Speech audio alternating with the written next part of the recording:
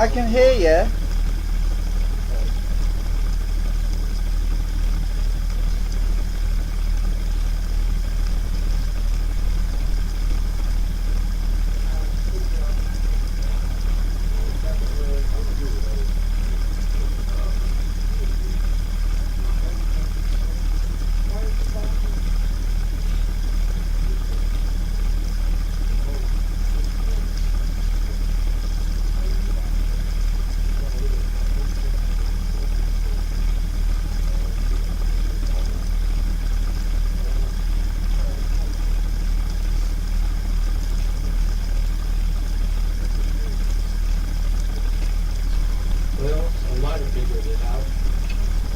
Well, you've definitely figured it out, Alan, because I can hear you.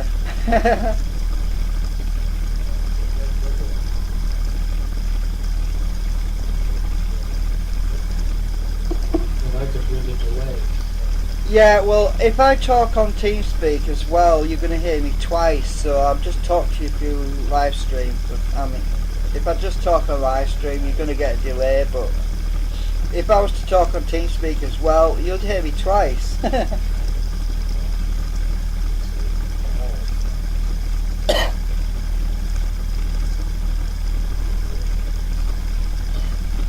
well, definitely looks like you have an interesting device for that. I've heard of Google talking about it. Oh, cool. Yeah. Well, you sound good anyway. Crystal clear.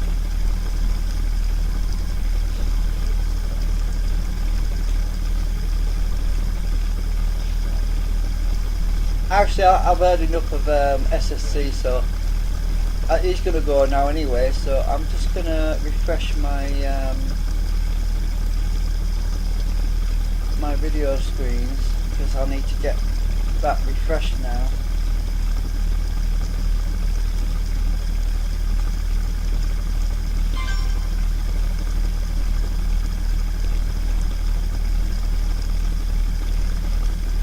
Okay, so I heard you say earlier about the fact that it's a CD driver and that you have very little load on it, or that it handles a good load, something like that. Well, I've got a few of these. I can show you the motor.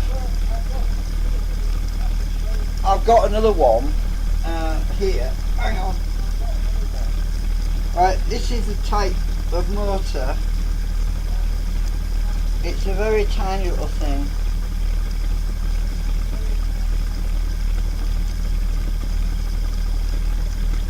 This is a backup one, and it's the number on it is RF320CH 10570, and it's made in Taiwan, and it's rated at 5.9 volts, DC 5.9 volts, but I'm actually running it at about 9, so I've got to be careful I don't put too much current into it because they burn out quite easy.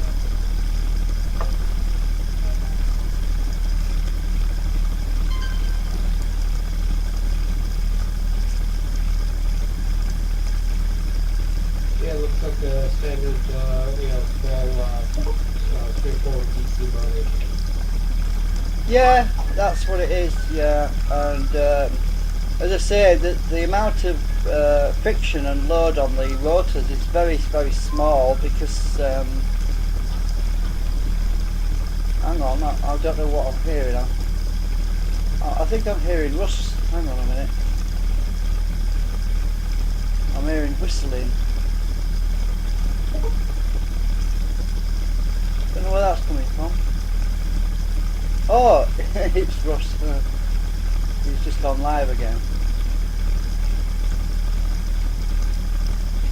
I'll have to pause that because it's going to confuse me. I would like to watch his lasing work, but I'm running these long tests at the moment, so. Oh, it's the other computer. He's on the other computer. I want to go back on the camera.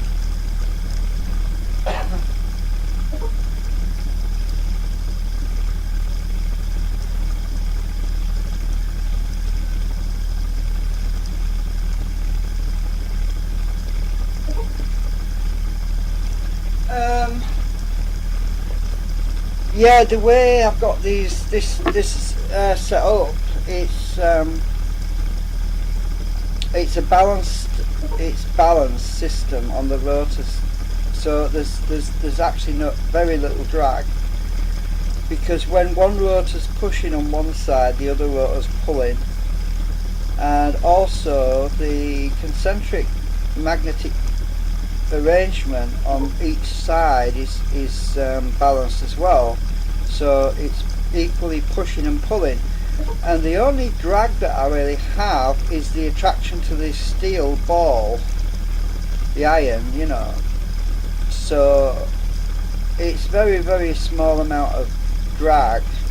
Obviously I'm trying to overcome the LENZ effect, which is the effect you get when you actually draw current from the coil, but because I'm using the rotor magnets are actuating other magnets in the concentric arrangement, because the rotor magnets are pushing and pulling the other magnets, there should be very little LENZ effect, as in braking, when you load the coils down. But as you've seen, I do see a little bit of a slow down, but not as much as what you would normally get, because some of the magnetic field from the rotors does pass directly through concentric, and it passes through added to the concentric magnetic field. So the magnetic field's added to that, and so there will be a small amount of lensing effect going on, and I'm seeing around 20 to 30 RPM drop when I'm loading it down at about 39 milliamps on one coil, which is actually pretty good, I think.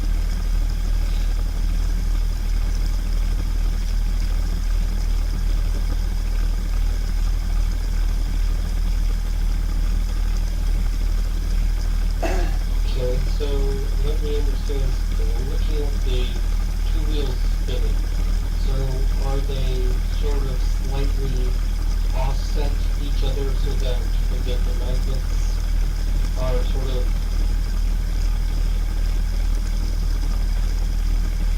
Well, I'll bring up my I'll bring up my drawing. I'm sorry, it's because you're hearing yourself, it's coming back through the live stream. I know it's confusing.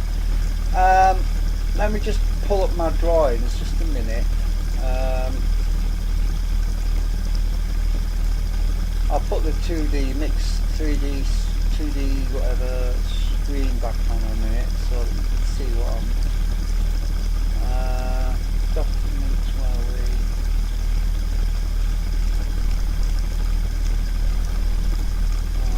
we? It might be easy if I show you my diagram, because I'm not sure if you've seen it. Hang on.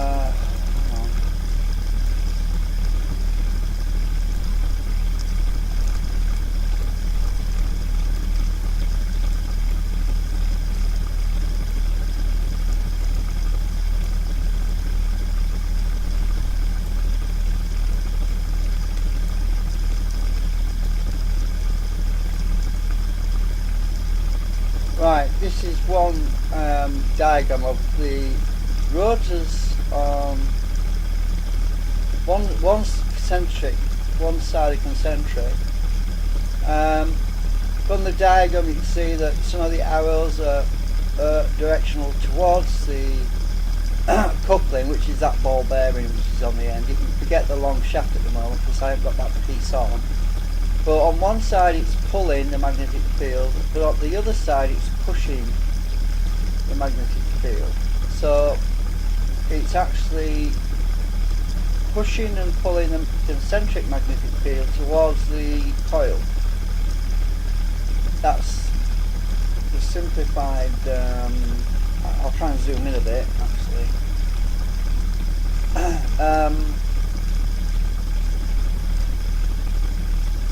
Right, so if I zoom right in, the blue arrows are the North Pole, which are being pulled towards the rotors, and the red arrows are the south pole being pushed.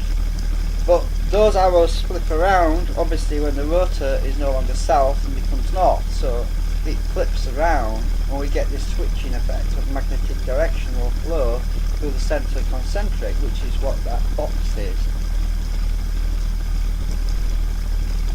Right, now if I go back a bit, let's see, I've got another diagram somewhere.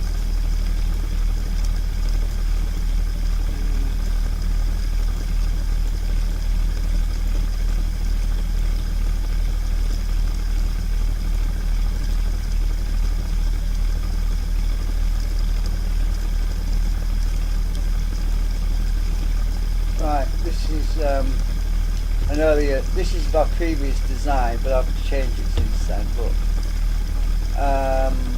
that was an earlier design I did, but I've actually done away with the two blue ones in the middle, I'm actually instead using another one that's orientated the same as the red ones, but that's in the middle. So I don't think my mouse is actually showing anything. Right, this is a better diagram. Right, this diagram is much more accurate to what I'm actually using right now.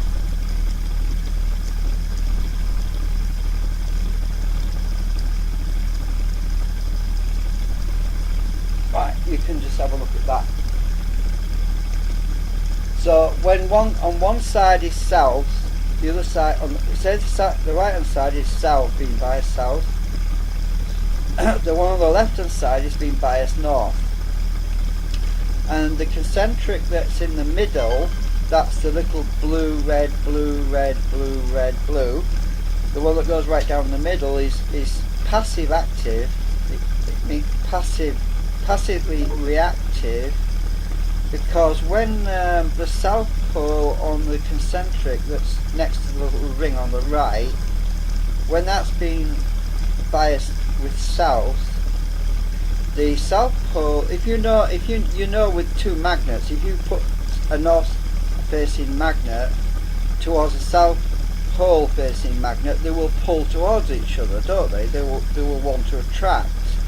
Well, the concentric that's in the middle will automatically be attracted to the south pole of the concentric on the right, and the concentric on the left, that'll be biased with north, so that will automatically pull south from the centre concentric.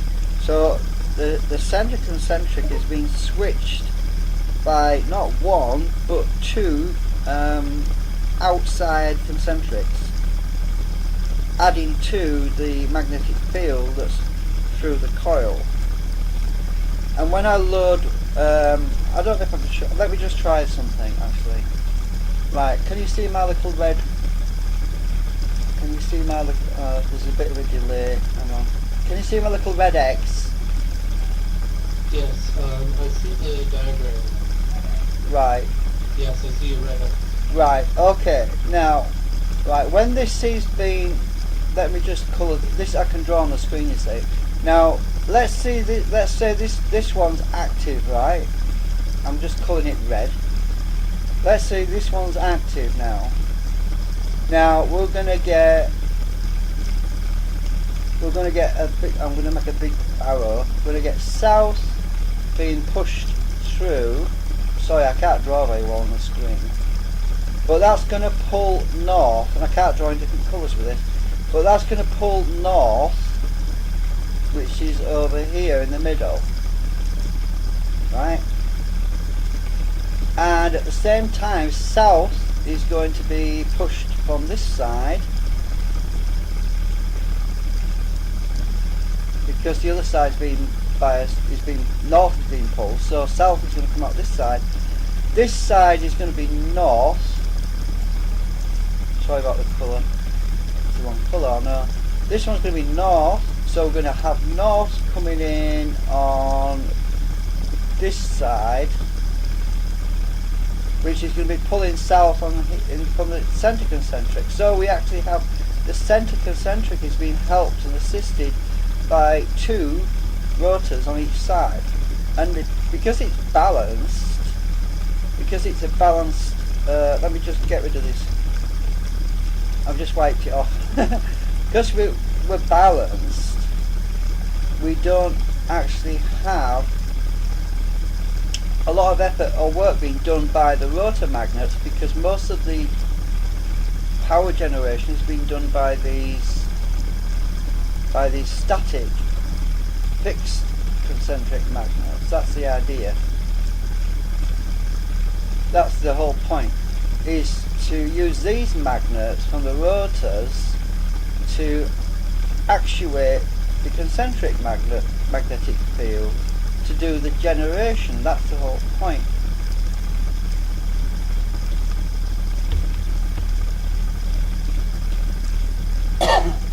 I hope that makes it a bit easier. Okay, I mean the one for it's blue, red, blue. Those would be the big, spinning white disc where the magnets are inside. I can see the two coils, but where you show a center disc, you have the black 2 to 4 inch what in your system? Oh,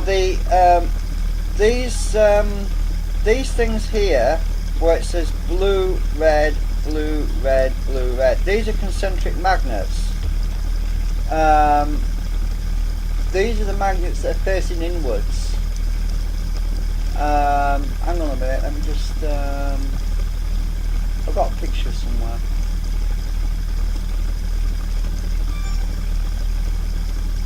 Hang on, let me find it. But again, those are in the big one disc spinning all day. Yeah. These are the big. These are the white discs. These with the rotor magnets in. These are the rotors. Right. These are the rotors. Right. The white discs with the magnets in. Well, I've just outlined. Okay, I understand now. Right, those are the rotors. This is the generating part that's mounted on the yellow brackets that you've seen on the live stream. These are the generator coils. These are concentric. That's a concentric. That's a concentric. That's a concentric, and that's these are the coils. Right in the middle, the yellow parts. I'll just clear that a minute. Right, I want to show you the concentrics actually. That's one of them.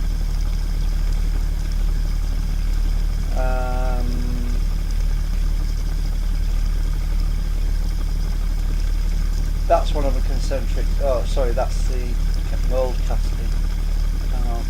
That's basically concentric with where the 6 magnets go in the slots. Alright.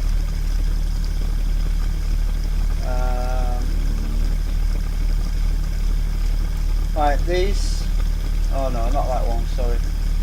Those are the cores that hold the ball bearings. Now, right, this is the core where I was using ball bearings inside the concentric. The concentric is the black part that's around with the magnets in.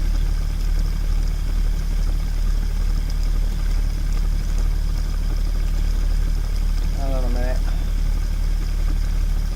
I've got that many drawings. Right, this is the concentric that holds the magnets. That's the concentric. That's an 8.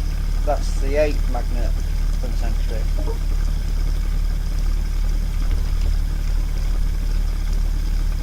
Right, going back over here. Let's see. Okay, and so that is actually what is being held in the yellow end pieces. Yeah, that's what's being held inside the yellow brackets. Yeah. That's my brackets, that's the diagram of the brackets I'm using. This is a concentric without the magnets in.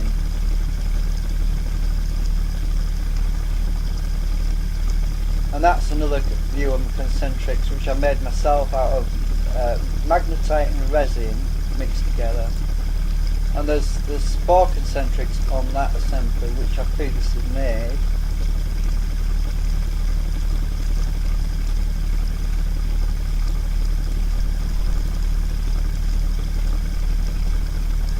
Oh, that's the video, I can't show you that anymore. What preview videos? There's another picture of my, oh, that's another video. Here's a picture of my concentrics. There's 5 of them on there.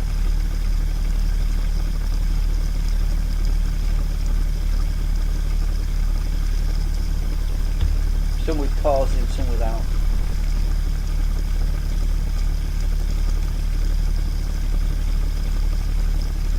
Yeah, the idea is to have the magnetic field coming in at right angles.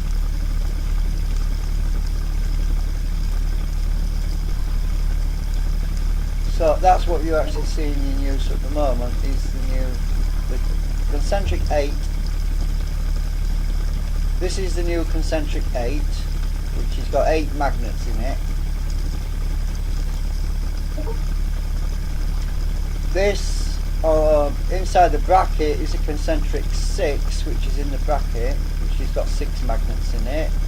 And this one also, inside this bracket, there's another concentric 6 with 6 magnets in. And the orientation is north, south, north, south, north, south, all the way around.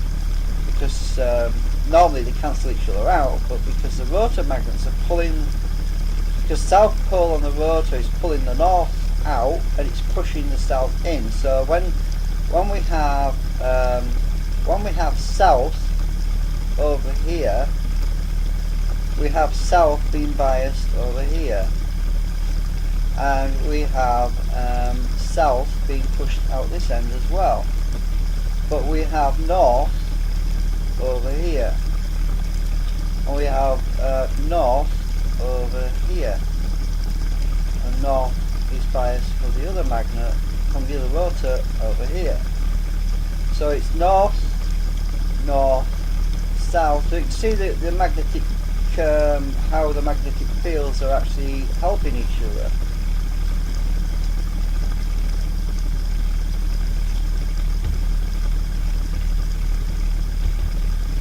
Okay, you have a couple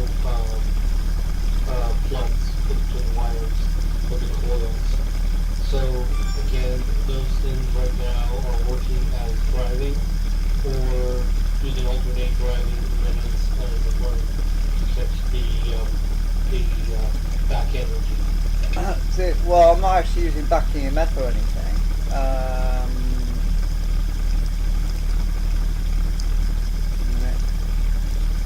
At the moment, all I'm doing is taking power from the coils.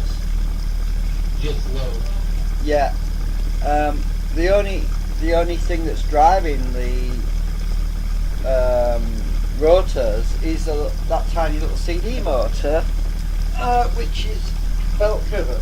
And I'm going to move the camera now. And the belt driven motor is just there. So you can see that.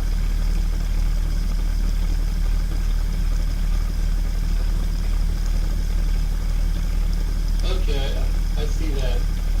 You had me confused by the fact that I didn't really see where that motor was or how it's feeding it. Sorry, well it's because it was out of view, but the motor is, yeah, it's alright, it'll come back in a minute. It's just restarting after 3, because it's been 3 hours, it'll be back in a minute. It's coming back up.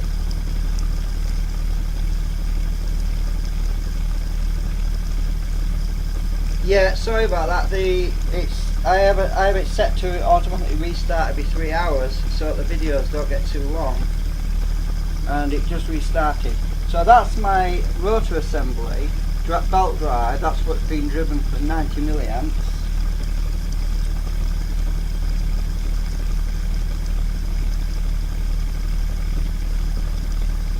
That's what's driving everything. and that's an RPM sensor. Right, okay.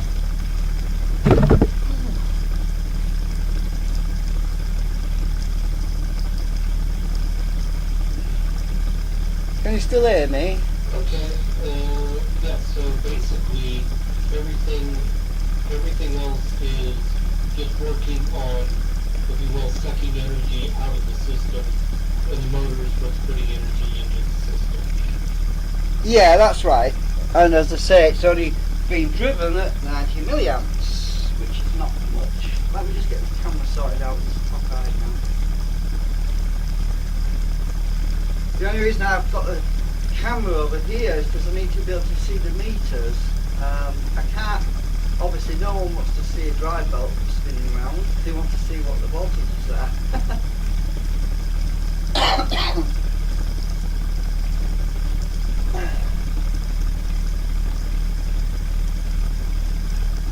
And my objective, I'm going to be getting some power analyzers. Okay, it's a quick question. Oh, okay.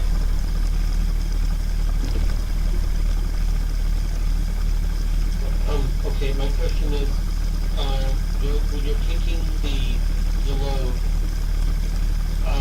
you're taking it out, are those two doing equal work or equal load, or do you alternate a little bit of how much each coil is being loaded? Or, that's not the right way to say it, but you know what I mean, I believe. Yeah, well at the moment I'm just drawing current. When I'm not drawing any current off the coils at all right at this minute. I'm just measuring voltages on both of them because I'm watching the rotor stabilization to make sure the RPM are stable. It's a little bit more tricky to set the white meter onto current because I have to move the lead around, but I can do that. If you want me to do that now, I'll go and put the white meter on current. I'll also put the black meter on current, and we can see how much current we're drawing from the coil, and we can also see how many RPMs we lose. So I'll go and put the white meter on current, which I have to get the white meter out, and I have to move the lead across to current milliamps, which is over here. I'll move it onto current first. Right, it's on 400 milliamp range. Now this white meter is now on current, and it's reading 34.4 milliamps. I'll move it on the back.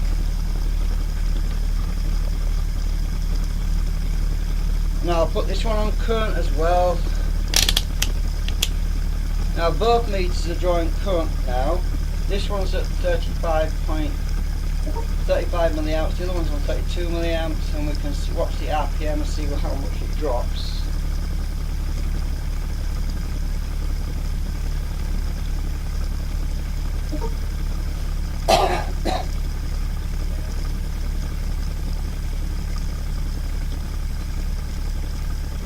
So we're in total we're now drawing 31.8 plus 34.4 milliamps from two separate coils.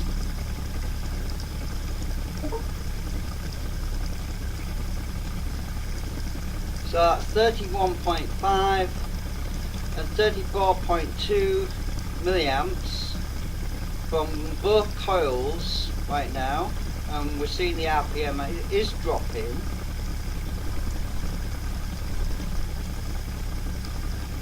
But not a lot.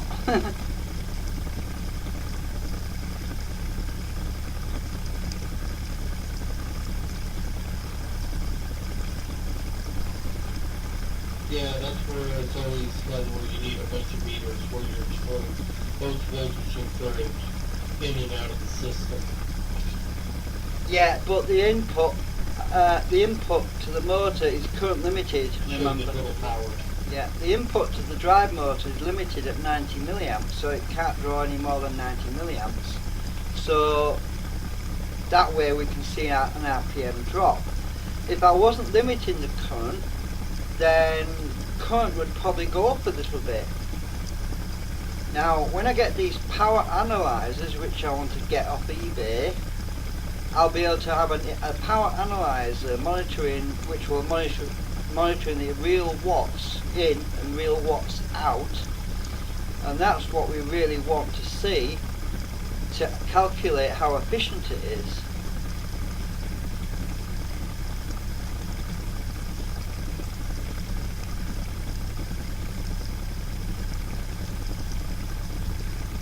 Okay, why did you say that you said the DC motor was limited to 19 milliamps, correct? 90. I think you said 9 volts. 90 milliamps, yeah, 90.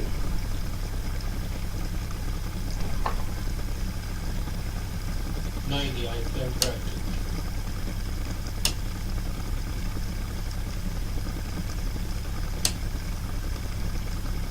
Yeah, and actually the voltage to the motor has dropped now with this load. The voltage to the motor has dropped to, let's see,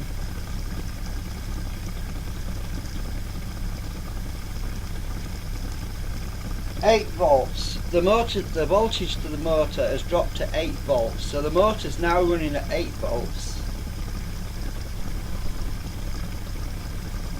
That's because of the load and because it's current limited. So it's actually reduced the voltage to the motor right now because of all this load we're putting on it. I'm not good at math, but I'm pretty sure you could calculate. Okay, so basically power in is 90 times 8, so you're at 720 kilowatts power in. Well, I'm not good with math, but I'm just trying to give you the numbers. 6, 7, 8. Yeah. It looks like 8.2 volts actually going into the motor, the drive motor right now.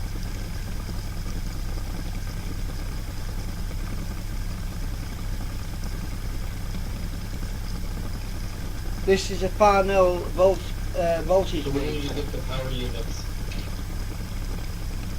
The meter is the power supply is actually Farnell. Let me just see if I can get a view on this. Hang on. See if I can do this without pulling my wires out. I don't know if you can see it.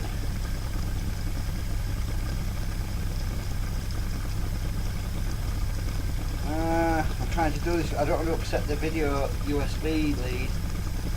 But that's the actual voltage right now.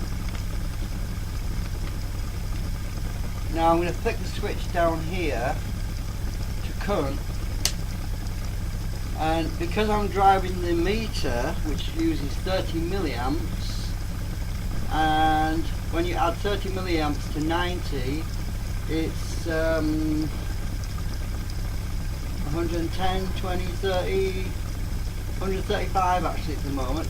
So we're actually on 135 milliamps because the meter uses 30 milliamps. That's the RPM meter, this thing down here. This RPM meter is also running on the same supply. So I had to calculate the amount of milliamps to basically current limit it at, so I would have enough for a meter and enough for the motor. So it's about 110, 20, 35. So it's 135 milliamps. It's currently limited at. And there's nothing on the stove much because it's being shorted out right now on the coils, the output coils. I'm going to put this camera down because it's on a stand and it's bloody heavy. Oh. Need to get this lined up again. Oh, it's not too bad. Oh, this is moving a bit. Right. Now let's put these meters back on voltage again.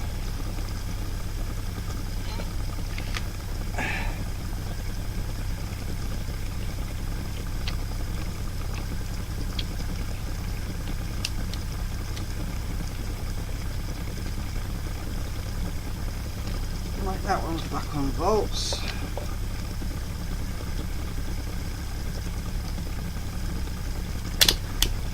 And that one's back on volts. And we'll see what difference that makes to the RPM now. It should pick up. But I'm not losing a lot.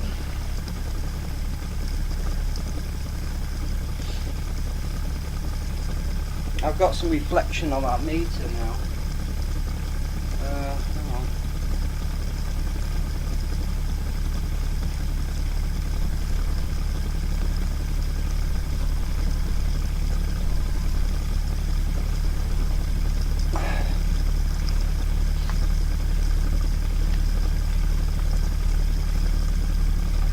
So I'm not good with math myself, so I'm hoping that those numbers are good. Well, we'll have to, as I say, there's a few more improvements to make yet, so.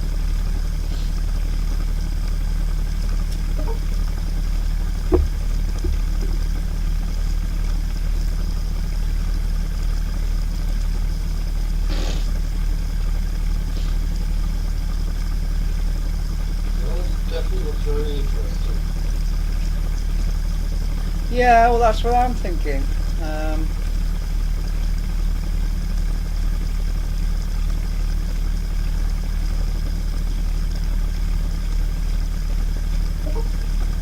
And it's climbing very slowly because current limit is very, very tight.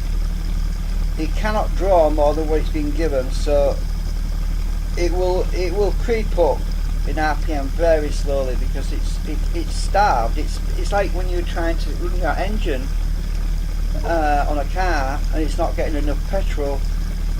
You won't get much response time. It will be very slow. So we're seeing that kind of effect on the speed of the rotors because they're climbing very, very slowly. So we will see a big difference in. I mean, the fact that it only dropped 1 volt from 9 to 8 volts tells me that that's very hopeful. That's very good.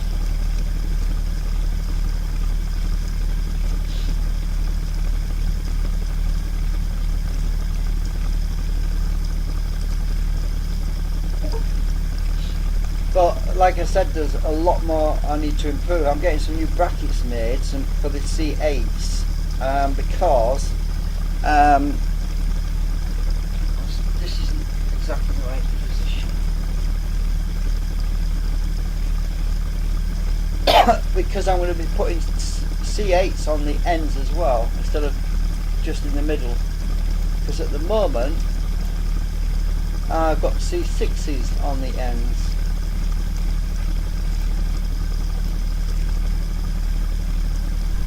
So, right, this is a C6. I'm get it in the right angle. This is a C6. You're a little low in the image. Now you're fine. Alright, this is a C6. Hang on a minute. Get my magnetic. I've got a new magnetic gauge I made. A minute. This is a C6, and you can see how the magnetic field is arranged. Alternate.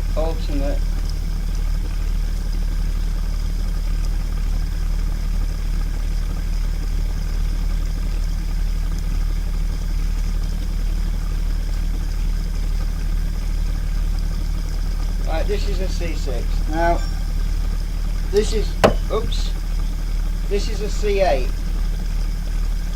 the bigger one. I'm going to be having 2 of these on soon, on the ends. So, we're going to be seeing some improvements. And the steel washers go in the back like that. So this is a C8, which I've made. I've got to make another one yet.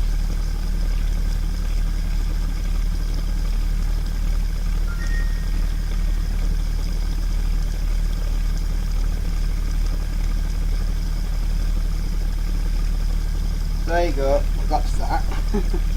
I should have shown it on the camera earlier instead of looking for my pictures.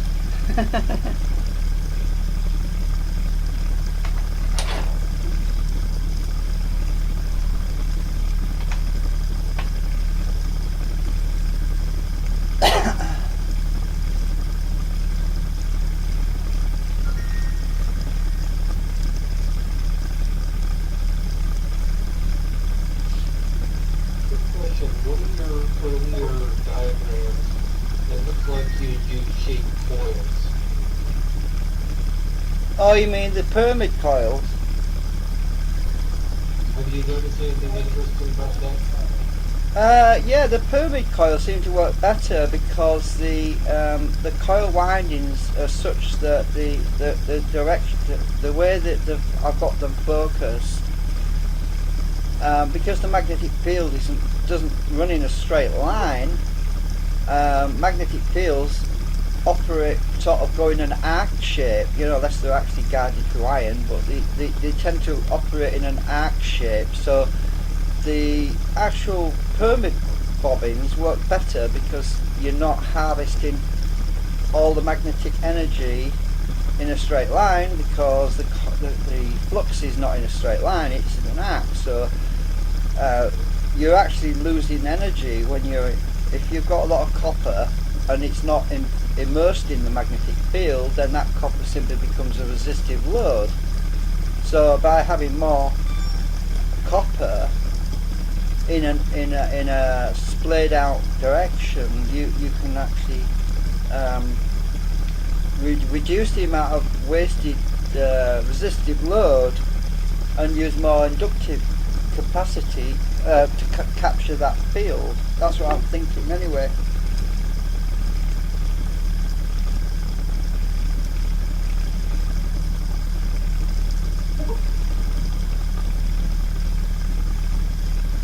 Yeah, I think that might be into something.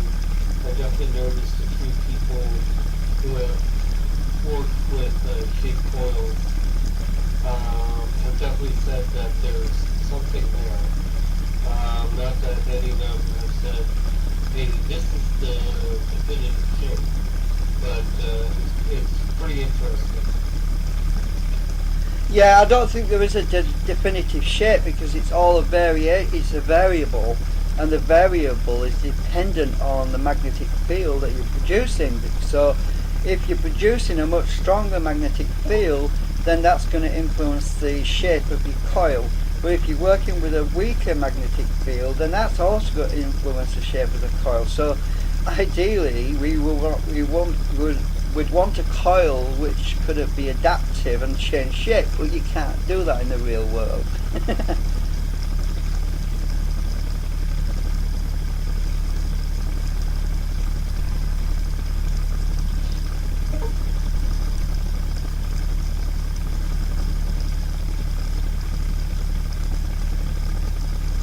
Just notice how little the RPM has climbed since we were being back on voltage.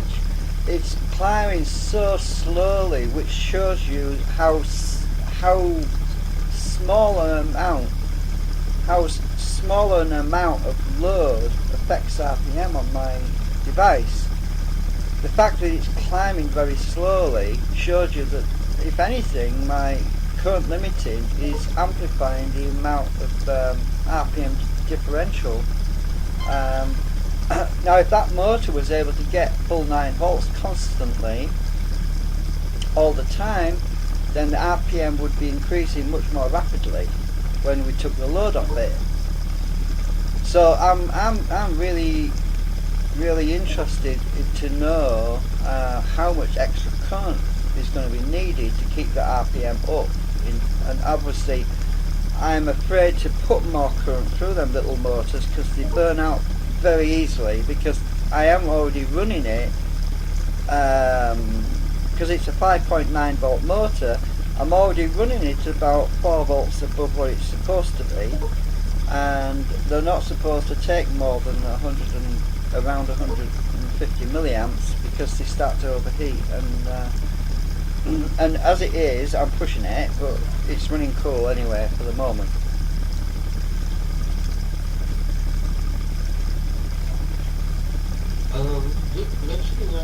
RPMs, I've noticed the number go from like 720 or 715-ish up to 740, and now we're back down to 719, 718 right now. Yeah, I think I know what that is. That's because there's a certain amount of friction on the bearing, and also my current limited supply is not very accurate, because the current limited circuit in that voltmeter, the power supply, is using a wire round resistive potentiometer. And if you know about wire wound potentiometers, they're very, very unpredictable, because if you have a bad connection between the actual wiper and the carbon wire that's inside them, it can change your current a little bit, and it can vary, and that's a problem I'm having with this current limited meter supply. I really need to have a better resistive potentiometer in there. I'm thinking about taking it apart and actually replacing it with another one, or using a carbon potentiometer to drive a transistor to adjust my current load, which would probably be much more reliable and more stable, because it is a very old power supply. It was made in the 1960s, so you can imagine, and it uses germanium transistors in the actual power supply, so those are inherently they're inherently unstable these days. Hang on a minute, I don't know what's going on. Hang on, I'm getting SSC again.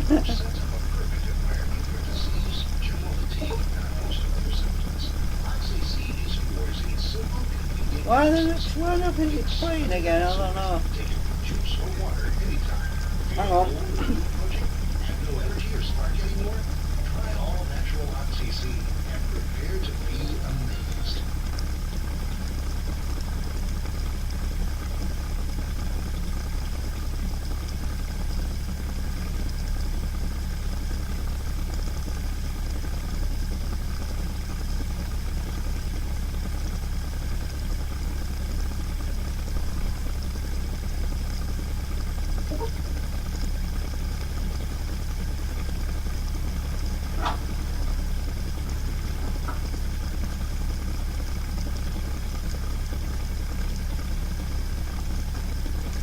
Right, I don't know why that started playing again, but SSC Scarecrow came on again.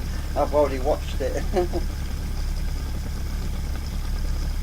I need to go and make a cup of coffee. Well, let's see.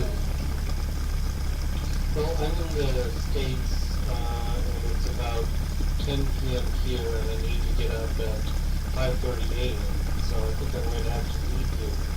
But it all looks very interesting. Yeah, thanks, Alan. And I'm going to make sure I follow your channel.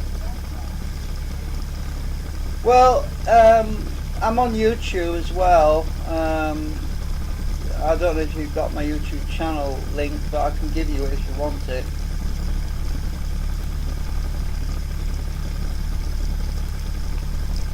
I think I have it. I did find it earlier. I believe I have it before. Okay, well that's good. Well, I'll just double check, make sure.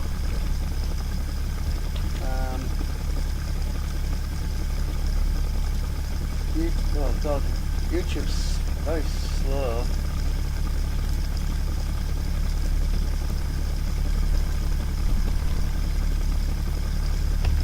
I'll give you it there. No, I'll put it in my other chat as well, just in case.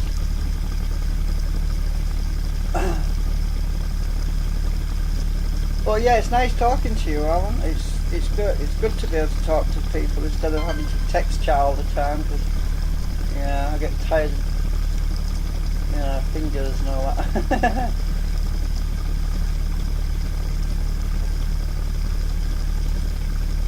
Yeah, the power analyzer should make a big difference when they get here.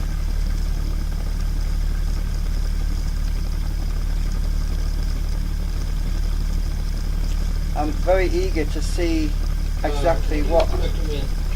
Well, the China messed me up because I ordered some from China and I was waiting for 2 whole months, literally 2 months, and I never got them. They never arrived. So I complained to the guy and I told him I wanted my money back because I found another supplier in the UK who said he can have them to me within 8 days, within under 7 days. So I'm actually going to be going to the bank in about 3 hours time, and I'm going to put some money in the bank, and then I'm going to get them ordered from the UK supplier, and I should have them within a week. So hopefully within a week's time I can get them hooked up, and then we can see some real results.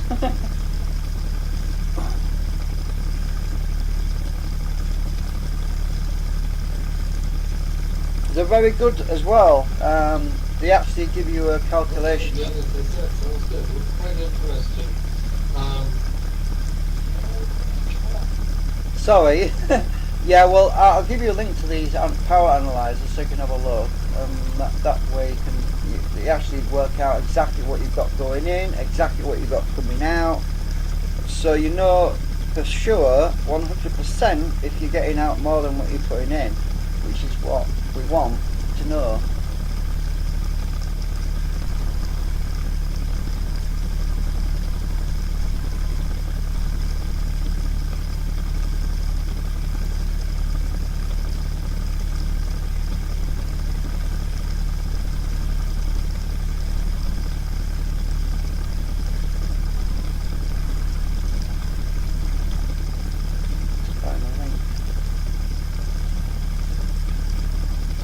You said you were putting out the link. Yeah, I'm just getting it. Right, found it. Hang on, grab it.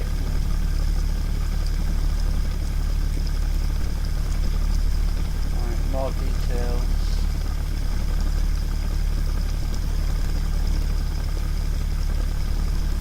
I'll be getting 2, one for the input and one for the output. Right, I'll give you the link right now.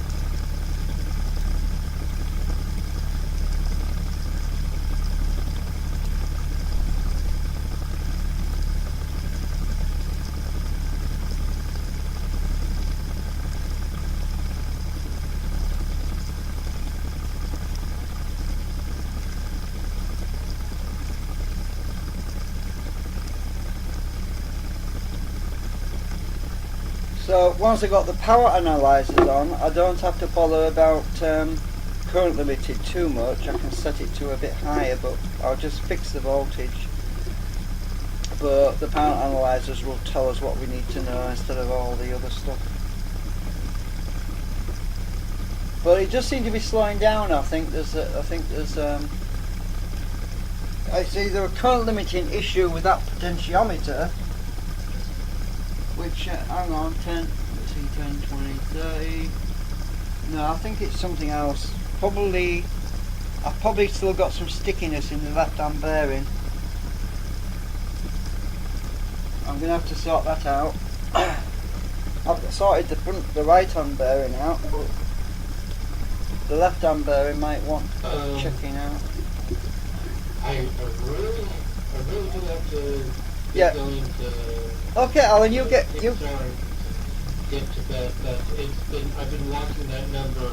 It's basically been 700 plus or minus 50. Yeah, yeah. Okay, Alan, thank you for coming and talking to me. I'll let you go and we'll chat again sometime. You have a good day.